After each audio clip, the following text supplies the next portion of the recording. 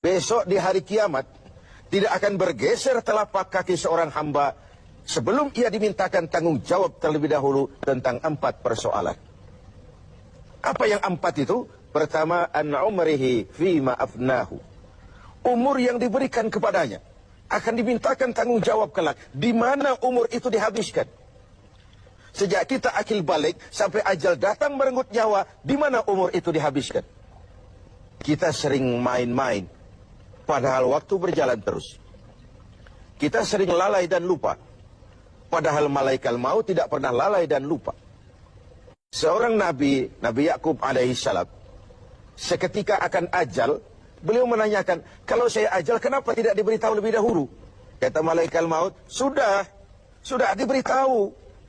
Loh, bagaimana caranya diberitahu? Perubahan yang terjadi pada fisik kita adalah pemberitahuan. Uban yang bertabur, mata yang mulai lamur, pendengaran yang mulai kabur, itu semua pemberitahuan agar kita mawas diri. Umur akan dimintakan pertanggungan jawab. Di mana umur itu dihabiskan? Waktu hidup itu singkat betul, namun waktu yang singkat akan terasa ada manfaatnya kalau kita bisa memanfaatkannya dengan yang sebaik-baiknya. Apalah umur panjang kalau cuma untuk menimbun dosa dan kesalahan. Lebih baik umur yang panjang tapi untuk mengkoleksi berbagai kebajikan. Inilah makna ucapan Nabi, khairukum man tala umruhu wa hasuna amalu. Yang terbaik di antara kamu orang yang panjang umurnya dan banyak juga kebaikannya. Umur ini yang sering kita berleha-leha menghabiskannya untuk sesuatu yang tidak punya nilai, kelak akan dimintakan tanggung jawab di hadapan Allah Azza wa Jalla. Lalu yang kedua, wa an syababihi fima ablahu. Masa muda, pernah diberikan umur muda. Di mana dihabiskan umur muda itu? Hura-hura atau untuk sesuatu yang bermanfaat?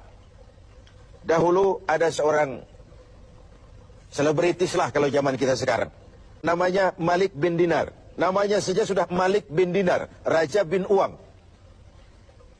Hidupnya jet set. Satu malam dia mengadakan pesta di rumah mewahnya.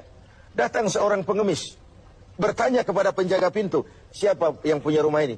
Bos saya. Iya, Malik bin Dinar. Oh, orang kaya? Orang kaya. Selebriti? Selebriti.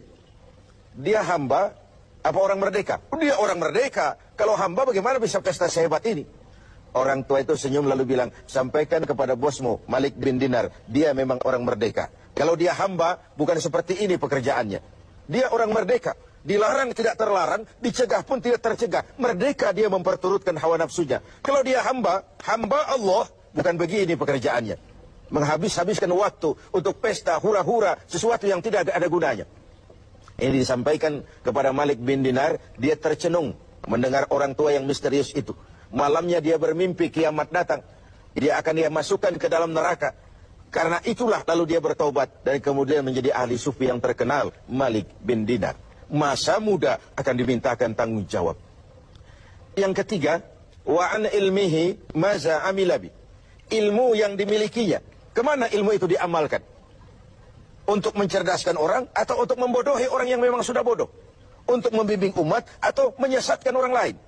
Agar hamba menjadi hamba Allah atau agar orang menghambakan dia? Ilmu akan dimintakan pertanggungan jawab. Yang terakhir, wa an malihi min aina iktasabahu wa fima anfaqahu. Kita akan dimintakan tanggung jawab tentang harta kita. Dari mana harta itu didapat dan kemana harta itu dibelanjakan. Perhatikan yang terakhir ini.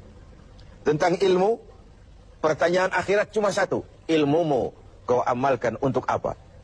Tentang umur, pertanyaan akhirat pun satu. Umurmu kau habiskan di mana? Tentang masa muda, pertanyaan akhirat juga satu. Masa mudamu kau gunakan buat apa? Tapi khusus tentang harta, pengadilan akhirat bertanya dua. Hartamu kau dapat dari mana dan kau belanjakan kemana? Dari mananya dan kemananya? Kadang didapat dari cara yang benar, tapi dibelanjakan untuk yang tidak benar. Atau bisa juga didapat dari cara yang tidak benar, dibelanjakan kepada jalan yang benar. Itu pun tidak mungkin kedua-duanya. Semoga kita menjadi orang yang bisa mempertanggungjawabkan baik umur, masa muda, ilmu pengetahuan, dan harta yang dititipkan Allah kepada kita.